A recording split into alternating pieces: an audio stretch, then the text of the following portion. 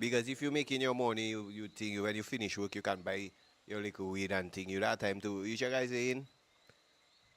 But the people that have the real interest in farming ganja is the people that have an interest in the economic benefit of the plant. You check me? Not only now, but they have traditionally risked their life and put their life on the line. You understand? It's not now they involved in it. So they cannot, you see that part of of the conversation, it cannot be understated, you know? So it's like, we're talking about things like, I don't want to go off topic, but things like Bello. Bello was one of the hot topics today. You know, bringing back Bello and so on and so on. But if we do not, if we bring back Bello without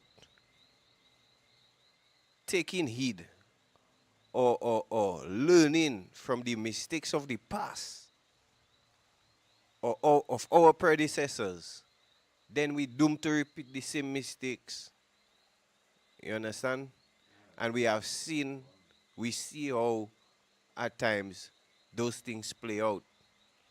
Where, like Tola saying, at the end of the day, the rich man want to come and take the poor man food. You check me? So, I telling you, it's many different ways.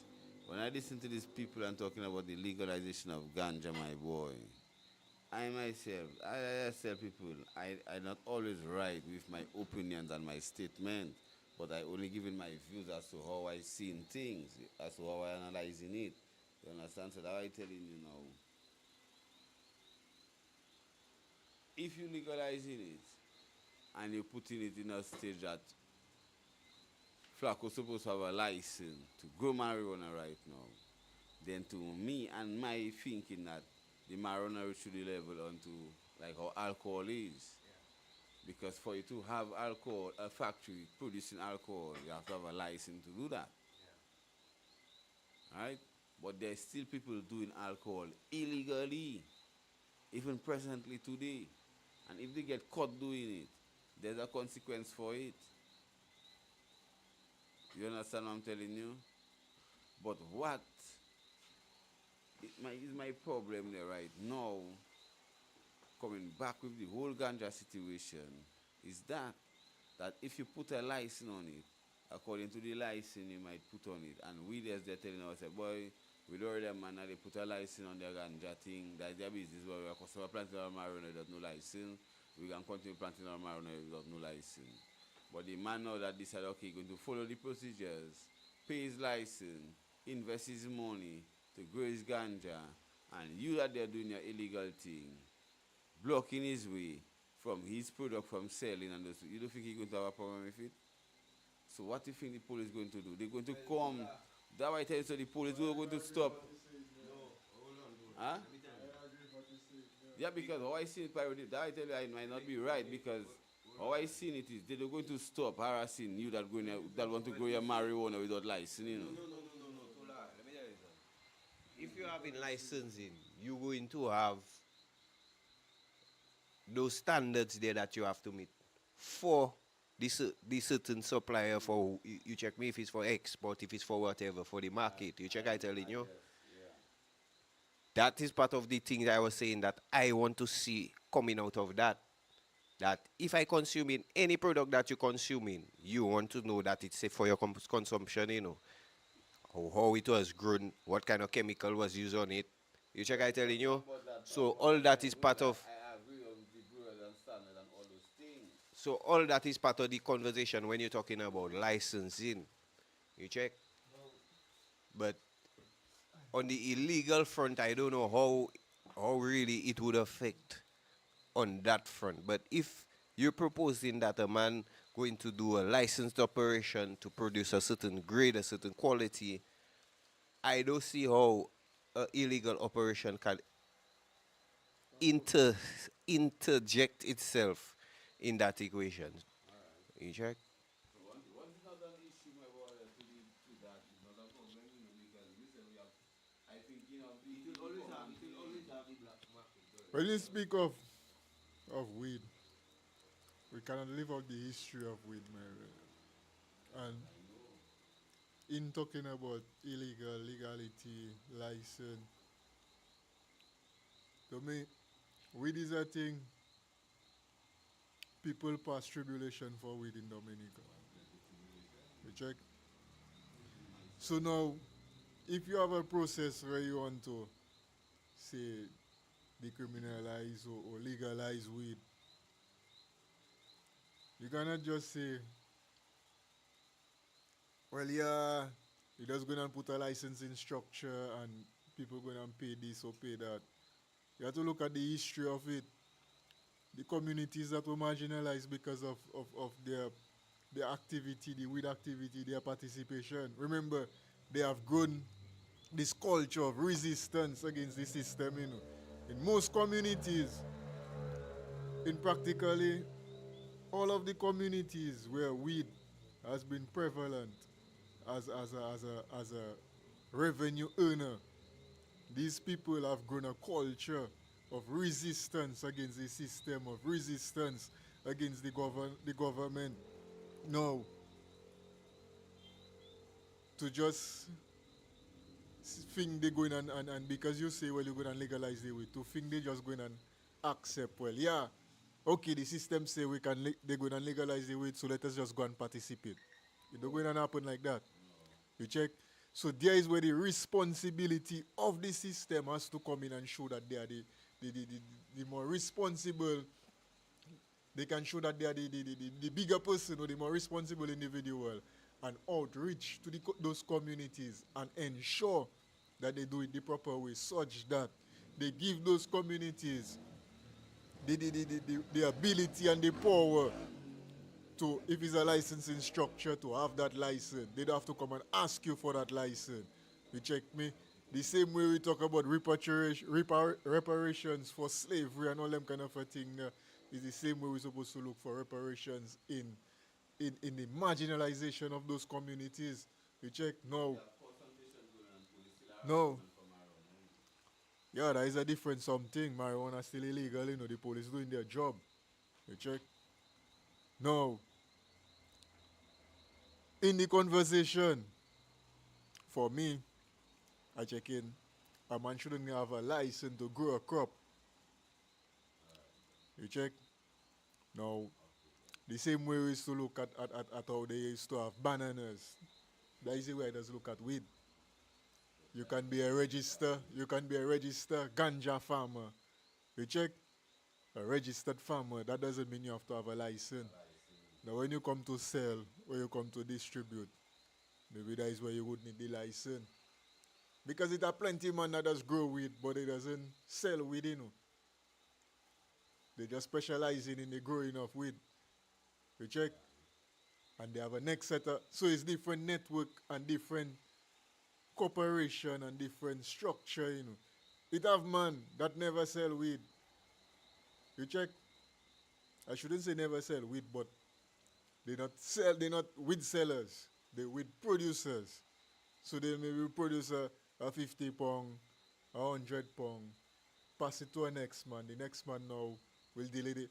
Because in the whole business of weed itself is a network of different vibes. You check, so you have the farmer, you have the seller, you have the transporter, you have, yeah, you check. So there now, yeah, so there now you have to look at at what point you want to insert that legalization clause or you want to insert that licensing clause. You check. To me, weed is a thing that natural and it growing natural is a crop. A man should be able to, the same way a man can grow his fruit trees. A man want to put down his plantation. Allow the man to put down his plantation. You check. You want to register, you register as a ganja farmer. The man and them can come inspect your farm, check your sin pop. Just like when they had extension officers checking the bananas and checking the thing and They come use a registered ganja farmer. You check? Your thing going down, pop, pop, pop. A man come now and he decide he want a 200 pound, he want a 100 pound, he want a 50 pound. You check me? You can say, well, okay, we have X amount of registered farmers, or we have X amount of distributors. No.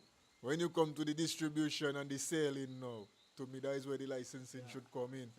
You check me? And it's just like when you had come to export the bananas.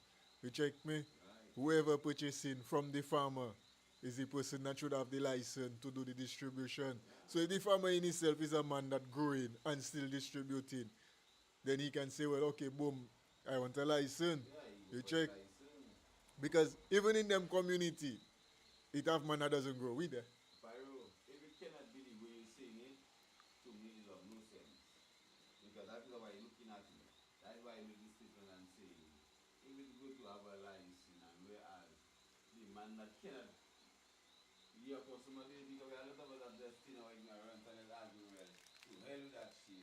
I got to continue growing my marijuana under the bush. You understand what I'm telling you? I got to continue growing my marijuana while a customer growing my marijuana, not involving that system thing and their licensing and their nonsense. And you know, I just saying, as I tell you, I just joined my reference, you know. So I'm just saying that I hope it wouldn't be in that way that if they put the license, that you're going to apply that type of pressure on a man that decided to want the license. You understand? That's why I make my first statement. Use it as a comparison with the tobacco, with the high leaf plant. That the high leaf plant is legal. There's a blind eye to the high leaf plant. You understand? But there you go. I understand the industry of the marijuana is a whole different industry and the economy of it. So if it come into the situation as to how Pyro is saying it, I in full support of that. Because I seen the benefits for the poor man. Because I believe now, You check? solar. You see, the whole scheme have to, like you say, the man that don't worry if the system that under the bush planting is marijuana. You'll always find that. You have to ask yourself as the man that trying to develop the policy, what is in it that will attract that man to come, to want to be part of that? You check I telling you? Now, on the other hand, what Pyro is saying there about the licensing for distribution, I think is accurate as you know, because yes, because you see, in that part they have a certain amount of responsibility, like the tobacco thing, where you see in the packaging they have the Surgeon General warning to warn people about the cancer and so on, and it have certain things you need to do to protect the consumers to yeah, but yeah, but what I say now is that it have a certain age group that you may want to, you know. So in the distribution, it have certain considerations that you have to make that would warrant you having licensing and so on. If you want to export it, if you want to, you know, with the amount of ganja that you'll want to be trafficking and moving and so on. You check me transporting and so on. So it only prudent to have licensing at that point where when you carry distribution and you have people like breaking down the large amounts into smaller amounts and getting it into the hands of you know. So there you want regulation. So Yeah, at the end of the day, I mean, when you look at it, to me, when you look at it, to be able, to me, when you look at it, when you really look at it, and we have to look at our culture as a people, you check. We have to do things. We cannot do things in a vacuum or in the context of, say, North America or in the context of Europe. We have to take into consideration our context, which is our culture, our vibes, our history, and do things for us as Dominicans, you check? So, if we as a society decide we want to legalize ganja, it shouldn't be about how America legalize ganja. You check? Yes, we can maybe use that as a guiding stone. You check? But at the end of the day, we have to take into consideration our context, who we are as a people, as a society, the history that mold us, how we live in. You check me? And how we can get that participation because we are a democratic society. You check?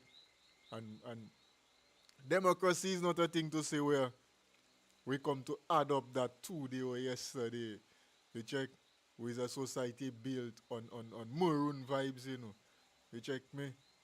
North Dominica is a place that is a whole maroon country that there, you know, my brother. When you look back in the history of Dominica, man used to escape all around the Caribbean and his Dominica, they used to come, you know. You check? And make the community and pull up and live free. You check? So we always in that democracy thing. Long time. You check me?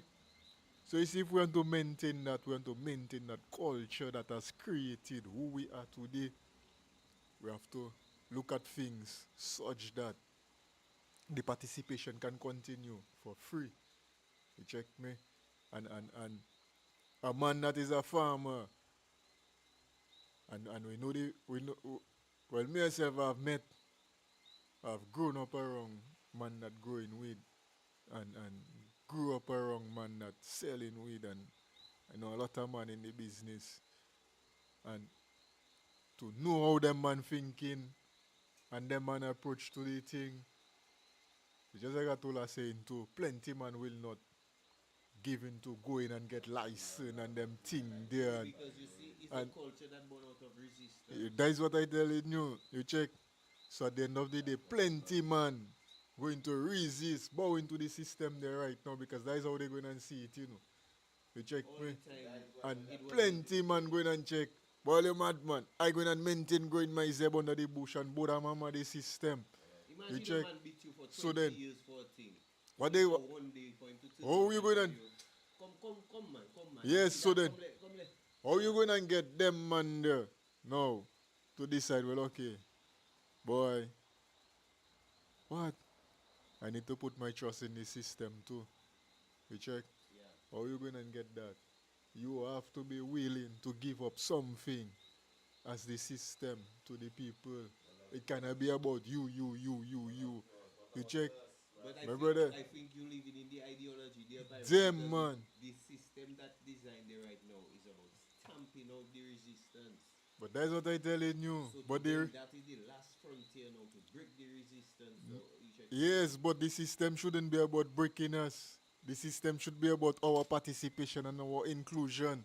You check? Because at the end of the day, like I tell you, our history as a people, as a society, was always about inclusion, was always about participation. I just tell man, boy, watch them Asian come in Dominica. You check? You never hear, you never, well, I can say I never once heard of Haitians coming to any community in Dominica and man saying they don't want Haitian around them. For a community to say we don't want Haitian in our community and run after Haitian. I know of countries them thing happen. You check? But I never hear of an instance where that happened in Dominica. To say, well, Haitians come and live Newtown, and Newtown man decide we don't want Haitian in Newtown. We come together and we chase out Haitian. But we always welcome in, you know. You check? Because we believe in that, you know. That is, my brother, that is real maroon society vibes, you know. You check me? We know all of us in this struggle. Huh? All of us struggling, my brother. You check me? All of us trying for survival. You check? We never try to say, well, boy, we never try to exclude one another, boy. We always about that, them principles there, we grew up with that in our marrow, you know, that in our blood, that in our DNA, my brother. It's them bumbo-clad politician that come and try to fuck up the thing, you know. You check? Real thing, you know, Flacco. Them man that try to come and fuck up the thing and turn people 10 people against one another and them kind of nonsense there, boy. You check me? Yeah. So right now, the thing should be okay. It's just like when we had the banana farming business. You just register. Ganja farmer registry. So man know okay. Them man there, you have X amount of registered man that participating in the economy, participating in the vibes. If you want to source weed, you can say, well, okay, them man there in the registry program, them man producing that quality of weed, that there now is when you can say, well, you want to come in with the Bureau of Standard vibes and have a level of production and have a level of things. So if you're producing for the exterior market, if you're producing for the local market, whatever it may be, you check. But at the end of the day, I don't think there should be a licensing for farming in itself, but more for distribution and selling. You check me, and in such a way, I believe that is a thing. I believe that would allow the participation of our traditional ganja farmers, you know, and really try to get, especially the people, the communities. You see, the communities that were marginalized by weed and I rather see Newton is a thing we doesn't even talk about. In the 80s, there with Pocosio and the whole vibes and no, I just saying you check like the whole vibes that happen in the 80s, the late 70s into the 80s, war and them, Pocosio and them, man. And how much man that get killed by police, my brother, and defense force and them thing there. You check. And all them thing was for ganja, you know. You check me? And all now so them same vibes they're coming up with them legalization story and legalization talk. And we never hear none of that discuss yet to say, well, over 20 youth, young men in and from the Newtown area and Lubia and different areas were killed by police and defense force. And now that the vibes now coming into fruition that weed can legalize. You check me? If them and their family still participating in the cultivation of weed and them thing, then how you gonna deal with that whole situation? You check me? Yeah, and wrong Dominica, it had them thing, you know, because different areas had their movement too, you know. You check with different man, you know. Cause you hear story about different man, It has some of them man still alive today, my brother. You check me? Man like one them man still alive. Huh? Who that? Who Jerry? Oh Jericho, yeah man. Yes, Jerry is. Just up the road. Enough man. It enough man there, you know. Fire rock so much man. You check me? The man would has in Bushy Pocosi, all them kind of different thing there. You check? So at the end of the day, and all them man still on their level with their with vibes, you check? All them man still on the level with their with vibes, but most of them man there do have no trust and belief in the system. You check me? So we have to get a way to get to them to make sure they have a stake. You check me? The system owe them. So well is we now The as system man. owe them. Is we now to stand up, you know, Flacco? Because them man don't gonna. Is we now to go there now, and is we now to go there now and agree? Well, we'll all be on them man behalf because we know them man, we know the vibes. You check. So yeah, because I wanted to. The man tell me that when they had advertised it, they had one for Lubia, I think. But I get caught up in the whole time and the day and the thing.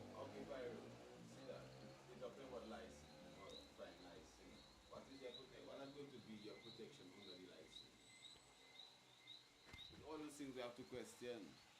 Yeah, okay, even if you put license in place, or okay, if we propose what we say there, and it have to be in that way, like how you thinking of it, the pirate, right?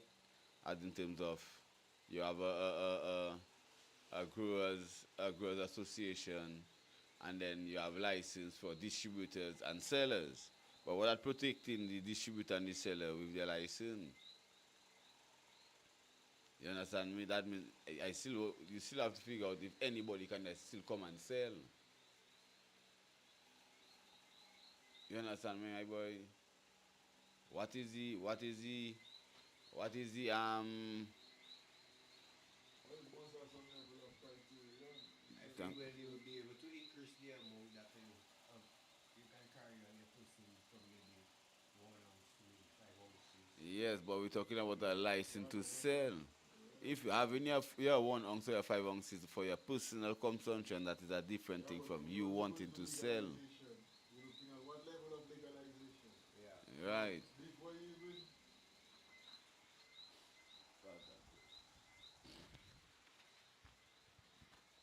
before you can even talk about the whole on the person and them thing there, and we're looking at okay, if we say we're legalizing or we're decriminalizing.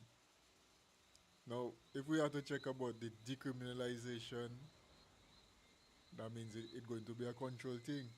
But if it's fully legal or it's legal to the level where a man is farmer and have their big plot of farm growing their weed. So then are you going to limit man to 1 ounce? If it's legal, it's legal, you know. A man can walk with his thing. You check. But at the end of the day, the whole aspect of the distribution, the whole aspect of the consumption, to me, that is where the thing kind of get tricky. Because to me, looking at it, like yeah, the same, to me, I put in the same system for the banana. You have the extension officers, you go out, you check them farmers, you check me, all man that growing weed, you approach them, you try to get them to register. You check me, once you're a man know you're growing weed, man don't go in and come and beat you down and try to tear down your plantation. No, try to get them man to register as a ganja farmer. So then now the extension officer can come and check, well, okay, boom, that is your production, that is your vibes. Check on what you're doing, you check.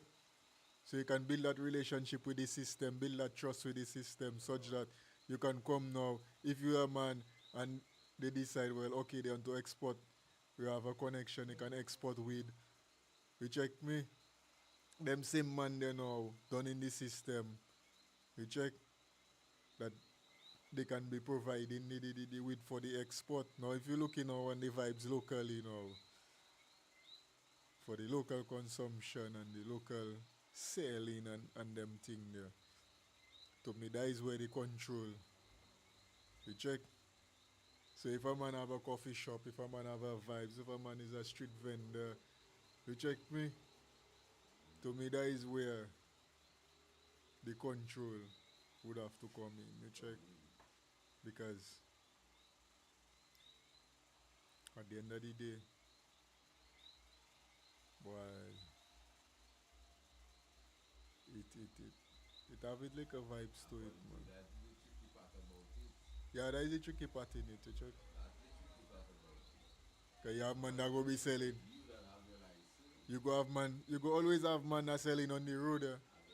You go always have man on the road. Yeah, that's what I You see. check the same way, like how you're talking about the alcohol. It have man selling alcohol on the road, you know, driving around selling rum, doing their thing. You check me, and it have man, it go always have man on the corner. You check, where a man sit down at his home and he have his portion with selling for the community. You check me. So whereas now in place like America, them man have their coffee shop, Europe and them place there. But they're not our culture. You check. We are custom, we sit down at your home, you smoke your joint. Plenty people don't make us smoking weed, you know. Okay. And But you would see, watch them and plenty man does hide and pretend they don't smoking weed. you see, But what you're talking about, Pyro, is we have a lot of informal networks. yes. And But those informal networks there is what that traditionally those things are what we traditionally go to when we don't trust the system. You check I say it? And I don't think that there will ever be the scenario where everybody fully trusts the system. It always will be a situation where you have these communities, these local community networks, the corner dealer, you check I telling you? But to a certain extent, we have to classify and formalize, how would I say it now? A product basically out of the cannabis culture. Something that not only, I mean, yes, something that will elevate the local to not only trust, because there'll always be the trust for the local networks, but to step up to that other experience. You check? And also to invite foreigners, because that's what you want, you know. You want to create a tourism product out of it, not just the medicinal part of it. You check me, but the look at it, Amsterdam, places like that. People travel all over the world. Before we had the whole thing of the global talk of legalization or decriminalization of marijuana. Amsterdam was a place people would travel across the world to experience. You check I saying? So right now in the region we have the ability to create that experience, not just for us but for visitors alike. And we have to be able to take advantage of the opportunity. I don't think the people that was risking their life for marijuana, man like maybe Pukusio and them man there, could even imagine that it would have a time when the weed would be like that, you check? That we would be having that discussion. Well, maybe they knew it would have come, but then, well, exactly. So we have to let it mean something. We have to make it worth it. We have to make the sacrifices that the predecessors made have to culminate into some kind of tangible result for the next generation, for not just for their next generation, but for our generations to come. You check. So that's just my contribution to the. When I look at the whole thing of the Rastafari community, and you know the conversation of having the herb as a sacrament and all of these things there. That I think even giving them a greater responsibility to What a man gonna buy a to license for it to go for his own consumption. yeah, but I say yeah, but I saying those things are things that everybody have to come. Just a registration. Yeah, man, everybody have to come forward to share their part in the conversation. Because Pyro, you see, I tell you right. You see, me, as a man that sell marijuana a lot in my life, Rasta. You know, now myself do already selling marijuana. I'm more into my mechanic and whatever. But I sell marijuana a lot in my life already, my boy. And I know what it is. I know the sufferation we face from marijuana. I know the abuse that we face from marijuana. You hear me? I make jail for marijuana already, Rasta. So I know what I'm talking about. People can't tell me about them things, you know, my brother. I know what I see, you know. What that in it for us that get all the abuse? You check? What that in it for us that get all the abuse and all the bad name and all these kind of things, my brother? We still have discrimination going on. They cutting man dreads for going jail and all them kind of things. What that in it for us, boy? You look come in and just tell us about legalizing marijuana and it's like, yeah, like, it's an exciting fucking thing that they don't know, boy. On my brutalization, I feel some of that, my boy. I do just agreeing to them things just so you know, understand. And tomorrow I just see, well, poor man still struggling and the rich man is coming and just take the poor man entity and making money out of it. You know. I don't think that, my boy. Because the whole play I see is a benefit for the rich man and nothing for we the poor man. That's all I see in Pyro with that whole license shit that going on is there's the benefit for the rich man and nothing for us the poor man, my boy. From you saying license, Boy. see Antigua. What Antigua do? How much 100,000 for a license? Yeah, but and then still plus who they supplying marijuana to? Who in the world where we know Antigua shipping? Wherever we know Antigua shipping marijuana to, who they shipping marijuana to? Which country in the world am I Antigua shipping marijuana to? Right now, and they legalize it and they doing all them things. And the ghetto man in Antigua that make jail that get brutalized for the marijuana in Antigua, what that in it for them today? You still have to come back. That is like a pure slave thing, not there, Rasta.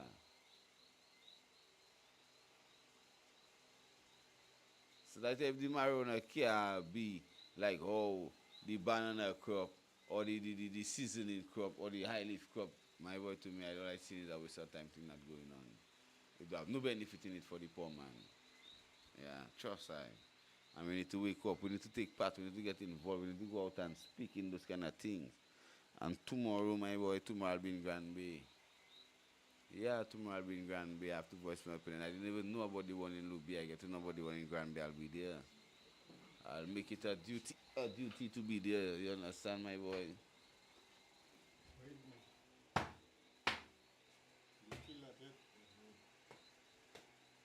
I'll make it a duty to be there. Because if we don't come out and speak, Rasta, what we going to tell ourselves? It's so it is. We can't keep telling ourselves it's so it is. We have to come out and take a stand, my people. We have to do something. We have to speak. We have to, yeah, man. We have to spread the knowledge. And we don't have to be fearful, Rasta. Now is our time to come out and say what we have to say and do what we have to do as a people. You know? And I think we'll be saying good night to the people. Yeah, you know. That you'll see it, man. Yeah, I don't know if you want to say nothing, closing remarks to the people. Big up to the viewers, Yeah, man. Well, it was good having the viewers tonight. Thank you for being part of the discussion. We look forward to having you with us next Monday, God willing. In the meantime, keep your spirit and hope alive. Keep the discussion on the front burner. And pleasant day tomorrow. One love to everybody.